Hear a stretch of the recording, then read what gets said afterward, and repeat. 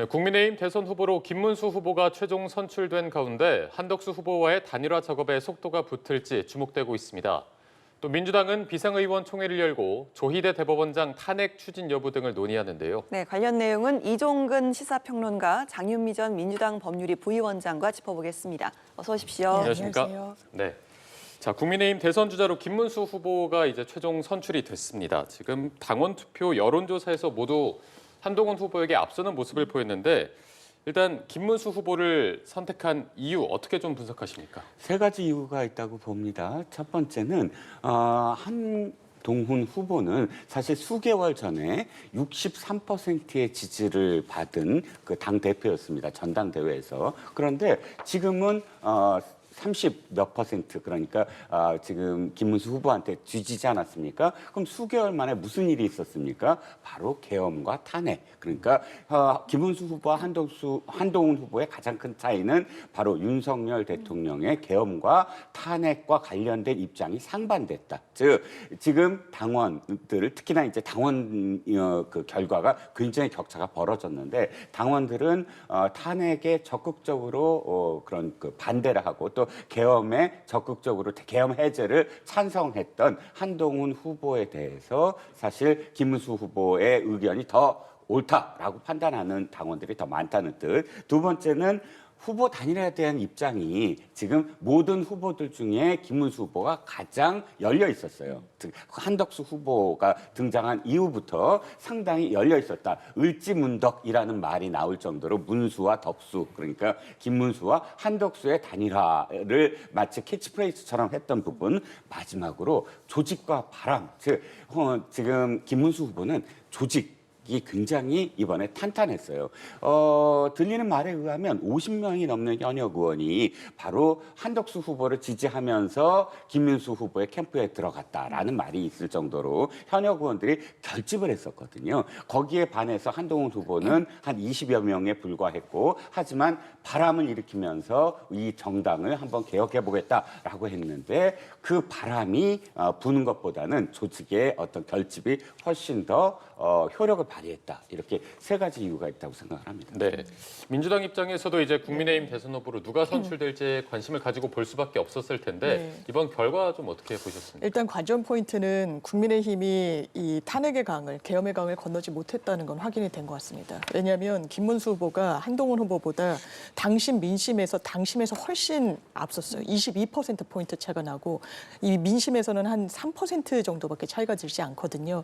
이런 부분을 종합하면 최소한 국민의힘 내부 분위기는 윤석열 대통령의 계엄에 대해서는 어느 정도 뭐 잘못했다고 생각할 수 있습니다만 탄핵까지 이런 부분에 대해서는 비토의 목소리가 상당히 높다는 거죠. 그렇기 때문에 탄핵에 대해서 아주 명징하게 탄핵이 돼야 된다라고 입장을 냈던 한동훈 후보를 이른바 배신자로 규정을 하면서 이 5대5 룰을 한동훈 후보가 좀 뛰어넘지 못했던 측면이 분명히 있었던 것 같습니다. 이 부분은 기본적으로 국민의힘의 외연 확장성과 중도층 표심 공략에는 좀 한계로 작동할 수밖에 없어 보인다. 이런 말씀 드리고 싶고, 또 하나의 변수는 말씀 주신 대로 아무래도 한덕수 전 총리의 어떤 결합 여부를 어떤 후보가 더 유기적으로 그리고 좀 수월하게 할 수 있을 것인가에 대한 당원들의 판단이 있었던 것 같습니다. 다만 김문수 후보도 더 주도권을 쥐고 있는 거 아니겠습니까? 공당에서 여러 검증 절차를 거쳐서 여기까지 왔는데 선뜻 그냥 주도권을 한덕수 대행한테 내주고 물러설 수 있을 것인가? 지금 국면에서 그 부분이 과연 수월하게 될 것인가가 또 정치적 관전 포인트로 남은 것 같습니다. 예, 단일화는 잠시 후에 좀 여쭤보도록 하고요. 김문수 후보 첫 공식 일정으로 오늘 현충원을 찾습니다. 김대중 전 대통령을 포함해서 역대 대통령 묘역을 참배하고 이후에는 한센인 마을이나 또 시장을 방문한다고 하는데 이 같은 첫 공식 일정 어떻게 평가를 하시나요? 일단 모든 후보가 경선 과정과 본선 과정의 타깃층이 다릅니다. 경선 과정은 자신의 지지층들을 상대해야 되잖아요. 그러니까 선명성 경쟁을 합니다. 내가 더 이 어떤 이념적으로나 혹은 이 당의 소구력, 그러니까 당의 어떤 강령이라든지 이런 부분에서 선명하다라는 경쟁을 벌이고 그다음에 후보가 됐을 때는 일단 지지층은 결집을 시켰으니까 그다음에 확장을 해야 되잖아요. 바로 김대중 대통령 묘역을 간 것이 확장의 의미가 좀 네. 있다고 봅니다. 중도라든지 또는 지금 진보 그 진영에서도 이재명 후보에 대해서는 이재명 후보가 너무나 단점이 많다라고 생각한 그룹들의 일부라도 이 자신이 끌어와야 되잖아요. 그래서 김대중 전 대통령의 뜻과 이재명 후보의 행보가 사실은 다르지 않느냐. 이걸 좀 부각하는 어떤 메시지를 던질 것 같고 두 번째는 한센인이라든지 시장 메시지는 지금 김문수 후보가 한동훈 후보와 경쟁을 벌이면서 사실 탄핵과 관련된 입장을 굉장히 선명하게 보이지 않았습니까? 상대적으로 좀 부족한 점은 정책적인 부분이라든지 혹은 민생 부분이 좀 부족했다라고 생각을 합니다. 아마 오늘부터는 그런 부분들, 탄핵이 잘했고 무슨 계엄이 잘못했고 이런 부분보다는 민생을 어떻게 책임질 정당이다. 그리고 앞으로 AI라든지 혹은 앞으로 미래의 먹거리를 어떻게 책임지겠다라는 그런 그 확장성의 메시지를 많이 던질 것 같습니다. 네, 확장성과 네. 또 이재명 후보와의 또 차별화하는 메시지가 나오지 않을 것이냐. 오늘 좀 내놓을 메시지 어떻게 네. 좀 보시나요? 일단 한산인 마을 찾은 것도 어제 김문수 후보가 이 거쳐왔던 정치적 그리고 이 인생의 이력을 좀 찾아보면 낮은 곳에서 뜨겁게 살아왔다고 본인이 이야기했듯이 노동운동에 헌신하고 투신하고 이랬던 부분이 있죠. 그렇기 때문에 그 연장선상에서 사회에 소외된 곳, 그늘진 곳을 첫 행보지로 좀 찾겠다 이런 메시지가 읽히는 것 같고요.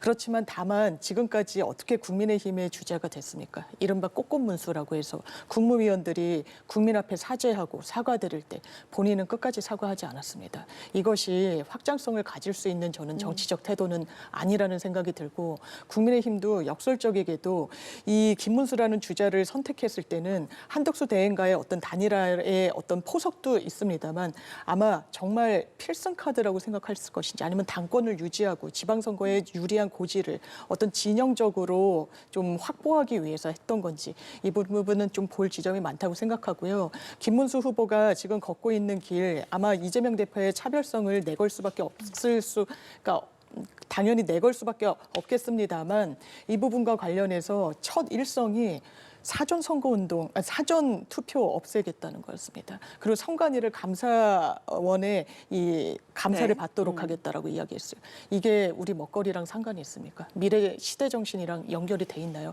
대단히 구태 그리고 부정선거의 그림자가 아른거리는 그런 부분을 첫 일성으로 냈죠. 이거 기대하기 어렵다. 국민들이 표심을 주기 어렵다. 이렇게 평가하고 싶습니다. 네. 자, 앞서 두 분께서 이제 단일화 말씀을 계속해 주실 정도로 단일화 여부가 굉장히 화두가 되고 있습니다. 말씀해 주신 대로 김문수 후보가 단일화에 가장 열려있는 입장을 보였기 때문에 두 후보의 입장이 좀 궁금한데요. 저희가 준비한 화면 직접 보시고 저희 대담 이어가도록 하겠습니다. 김문수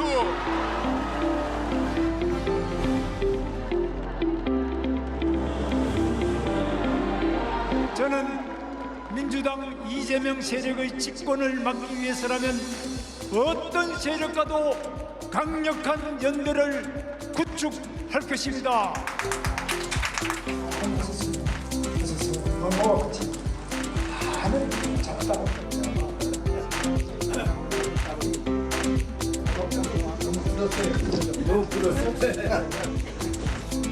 오래지 않은 시간에 말씀드릴 수 있기를 희망합니다. 당연히 저희가 연락을 할 거고요.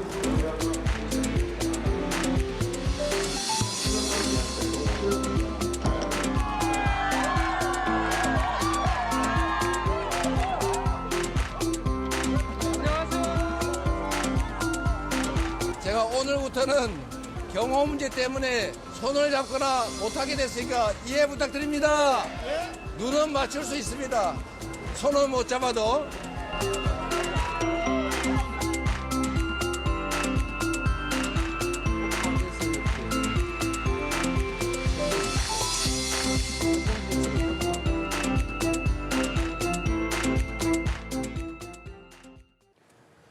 네, 지금 영상에서 보신 것처럼 이제 전날 한덕수 후보가 김문수 후보에게 전화를 걸어서 이른 시일 내에 뵙고 싶다라고 말했고 김문수 후보도 그렇게 하자 이렇게 화답을 했습니다.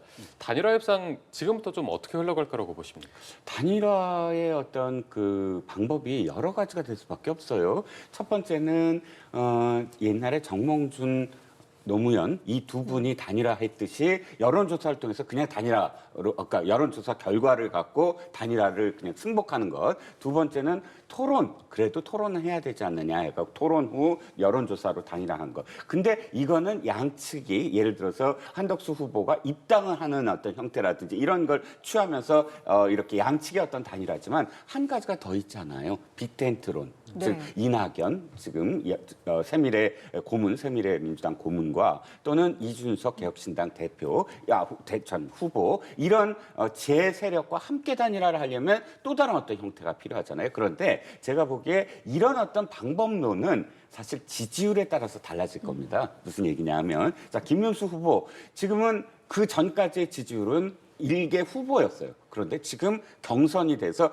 후보로 됐잖아요. 예. 그래 컨벤션 효과가 얼마나 일어날 수 있을 것인가. 그래서 월요일 날이나 화요일 뭐 리얼미터라든지 또 다른 어떤 여론조사 기관이 내는 경선 과정 이후에 김문수 후보의 첫 번째 지지율이 과연 한덕수 지금 전 총리와 어떻게 차이가 날 것인가가 굉장히 중요하고 한 전 총리도 마찬가지입니다. 지금까지는 출사표를 던지기 전에 이 사람이 나올까 안 나올까라는 생각으로 선호도의 어떤 그런 이 결과였다면 지금은 적합도에 답을 할 겁니다. 그러니까 실제로 나왔잖아요. 그럼 이 사람이 진짜 나왔네라고 생각을 하고 거기에 대한 어떤 답을 할 겁니다. 그래서 한덕수 전 총리의 지지율과 그다음에 김문수 후보의 지지율, 이 지지율이 주초에 누가 더 완벽하게 앞서냐 또는 누가 더 이재명 후보와 근접하냐에 따라서 주도권 싸움이 일어날 거예요. 이 아까 말씀드린 제 방법 중에 자신한테 가장 유리한 방법으로 단일화 협상을 시작을 할 거다. 그러니까 아직은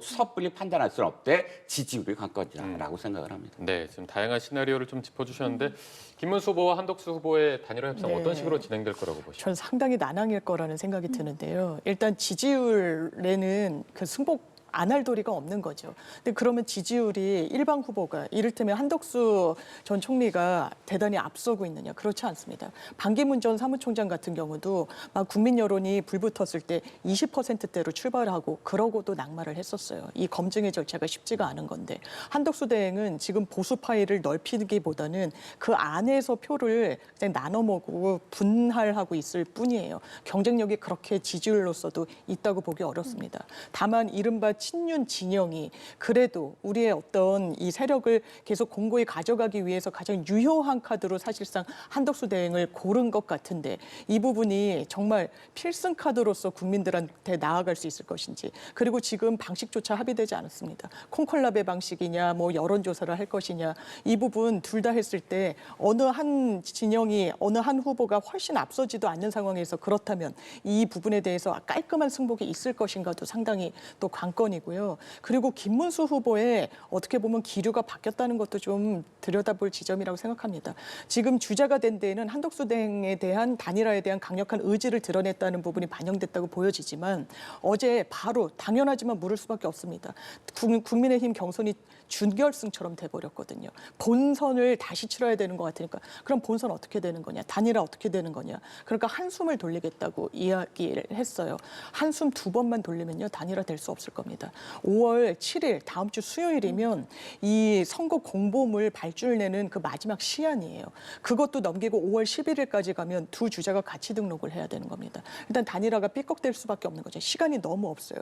그런데 본인은 이 공당의 절차를 거쳐서 대선 후보라는 이 성과를 취했는데 밖에서 가만히 있다가 그 성과만 가로채겠다라는 또 비토 심리가 왜 없겠습니까? 넘어야 될 산이 한두 개가 아니다 이렇게 생각됩니다. 예, 말씀하신 것처럼 넘어야 할 산이 좀 일단 크고 또 시간이 얼마 남지 않았기 때문에 쉽지 않을 수도 있다 이런 말씀도 좀 들어봤습니다. 한덕수 무소속 후보는 앞서서 개헌 빅텐트를 거론하기도 했습니다. 하지만 여기에 대해서 이제 반 이재명 빅텐트는 아니다라고도 선을 긋기도 했는데요.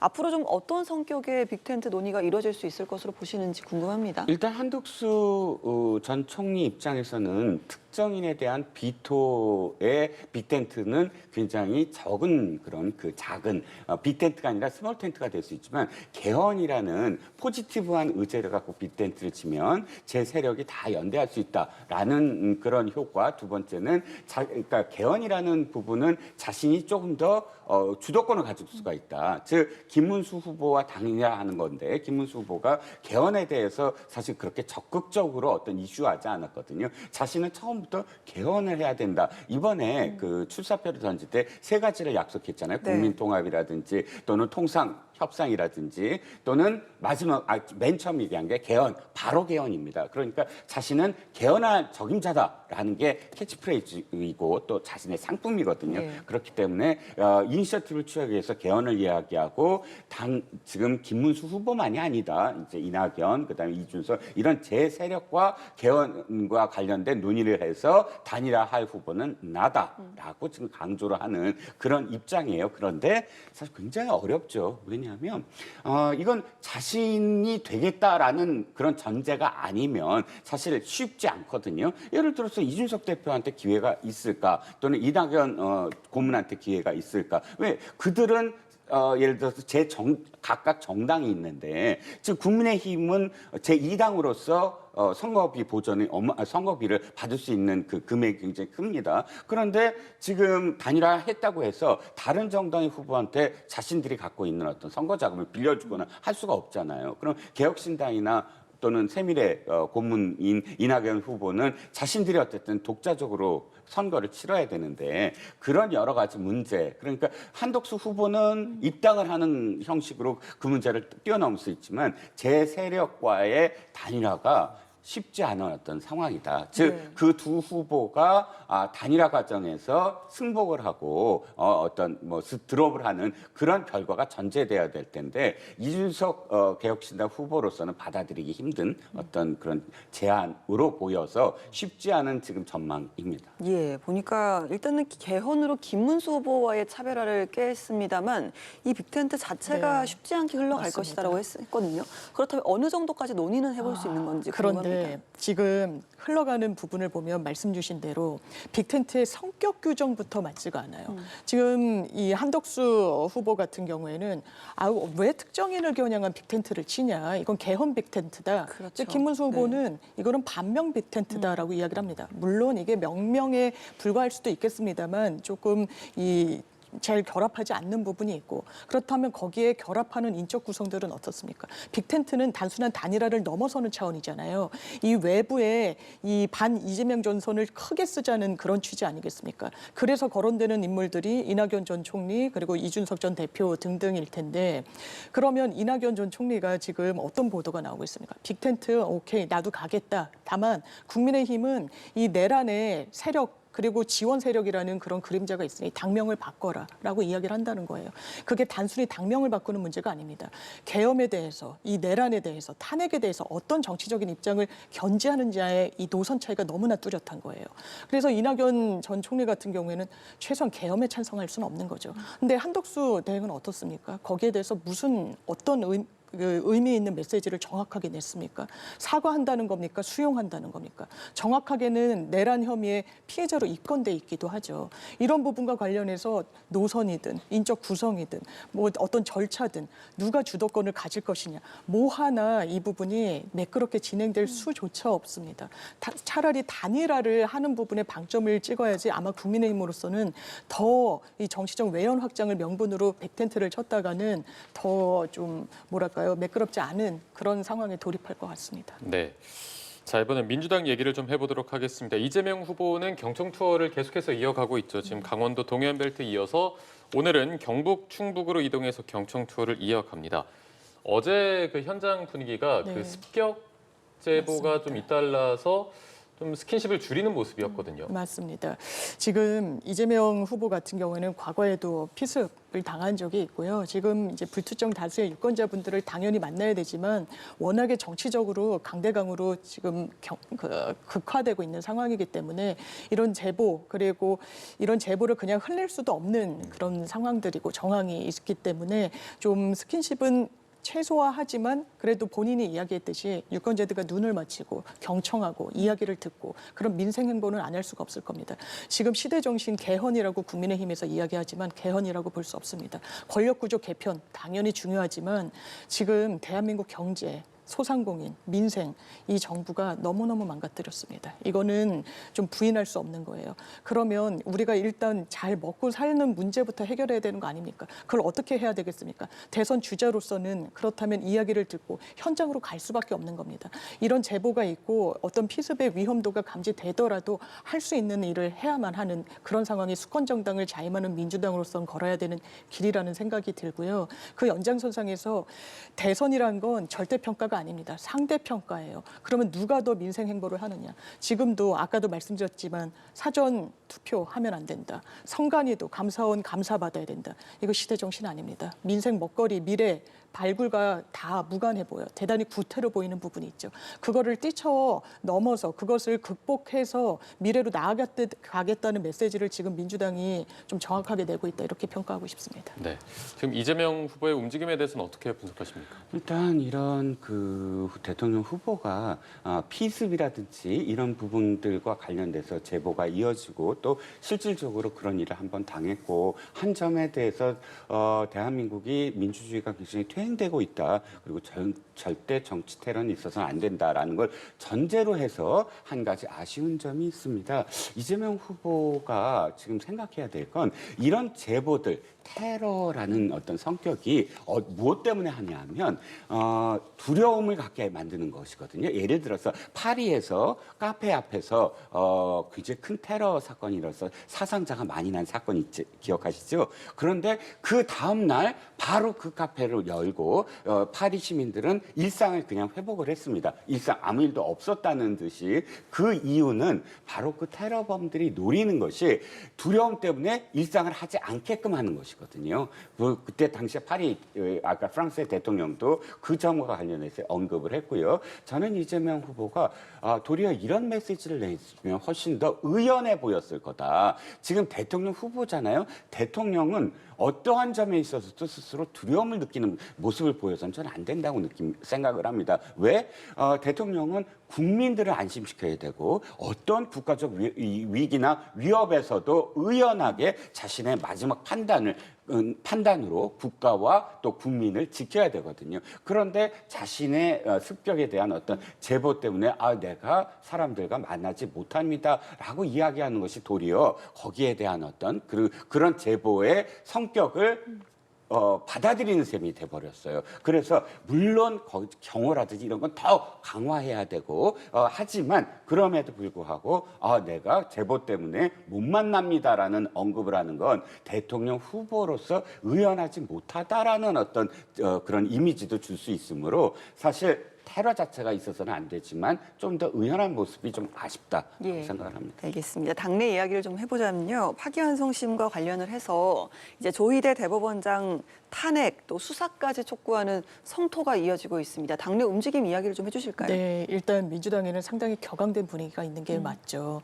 정말 저도 대법관 한 분 한 분께 여쭤보고 싶습니다. 7만 쪽 이 기록 전원 합의체로 회부된 지 9일 만에 읽어보지 못했을까요? 저 주요 기록이라도 제대로 일람했는지 여쭤보고 싶습니다. 대한민국의 어떤 당사자도 이런 식으로 재판받아서는 안 됩니다. 그런데 정치적 오해를 자초하는 길로 사법부가 갔어요. 그리고 이건 건강한 길이 아닙니다. 사법부는 주권자인 국민이 온전히 판단하도록 상황에 따라서는 사법 자제를 할 수도 있고 상황에 따라서는 빨리 판단할 수도 있는 겁니다. 그런데 오해를 내부 법원에서도 문제 제기가 있을 정도로 이례적인 사건 처리를 하고 있습니다. 그렇다면 이걸 어떻게 제도적으로 막아야 될 것인가? 많은 국민들이요. 재판에 정말 많은 인생이 걸려 있는 경우가 있습니다. 재산권도 결부되어 있고요. 충실히 재판받고 싶어 해요. 그런데 지금 보수 진영에서는 원래 대법관들은 기록 안 봐도 된다. 이 정도로 판단하는 게 당연하다고 이야기합니다. 국민들이 뭐라고 생각하겠습니까? 대법관 14명밖에 되지 않습니다. 민형사 모든 사건이 쏟아져요. 그리고 한 명인 법원행정처장은 재판에서는 배제가 됩니다. 행정 업무를 봐야 되니까.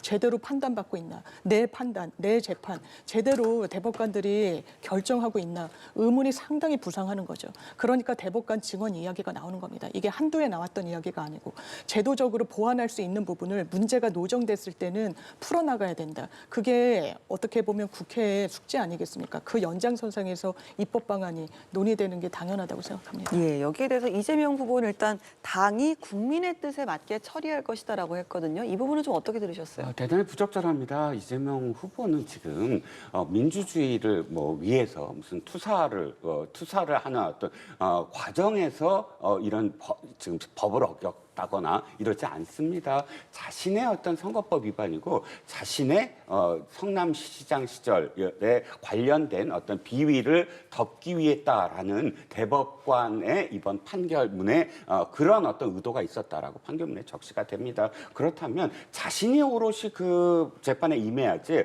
왜 선거에 지금 뛰어든 당이 마치 나는 당이 하는 일이지 내 일이 아니다라고 이야기할 수가 있나요? 자신의 어떤 사법 리스크 아닙니까? 당은 온전히 정당 활동을 해야 되는 것이고 자신의 사법 리스크는 자신이 책임져야 되는데 마치 그를 당이 알아서 할 것이다라고 하는 태도 자체도 잘못됐고요. 장 변호사 말씀에 제가 약간 좀 토를 달면 손범규 변호사 박근혜 대통령 대리인단의 변호사가 박범계 의원과 논란이 벌어진 적이 있습니다. 손범규 변호사가 무슨 얘기를 했냐면 수만 쪽에 달하는 그런 그 기록을 어떻게 헌법재판관들이 며칠 만에 결정을 내릴 수가 있냐 했더니 박범계 판사 출신 의원이 이렇게 얘기합니다.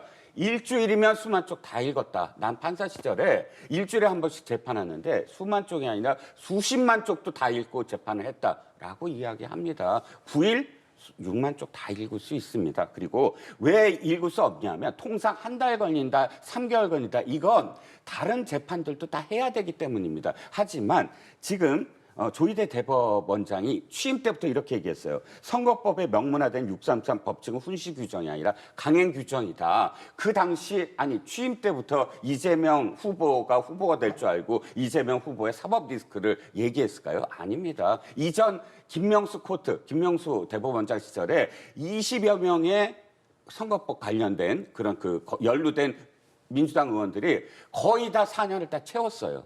633의 법칙이 아니라 4년 임기 다 채운 사람 많습니다. 윤미향 의원부터. 이런 상황이 잘못됐다. 그러므로 이 강행 규정으로 무조건 633의 법칙을 원칙을 지켜야 된다라고 선언을 했었거든요. 제가 드리는 말씀은 이건 원칙이 있습니다. 선거법과 관련해서는 다른 것들을 좀 제쳐놓고 그것부터 우선해야 된다. 이 원칙은 수십 년 전부터 이미 사법부에 지켜져야만 하는 원칙이었거든요. 그 원칙을 지켰을 뿐이지 이재명 후보를 타깃으로 해서 10명의 대법관이 모의를 해서 9일 만에 보지도 않고 했다? 이건 그야말로 정치권이 입법부가 사법부를 지금 흔들려는 상권분리의 원칙에 어긋나는 어떤 그런 판단이라고 생각을 합니다. 네, 일단 파기환 송심이 오는 15일에 시작을 합니다.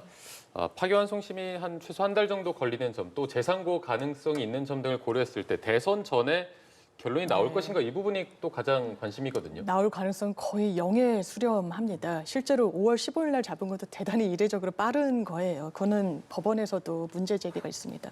그리고 유무죄 판단이 하급심에서 갈리면 이렇게 대법원 판단 빨리 나오지 못합니다. 수만 쪽을 며칠 내에 읽는다고 하더라도.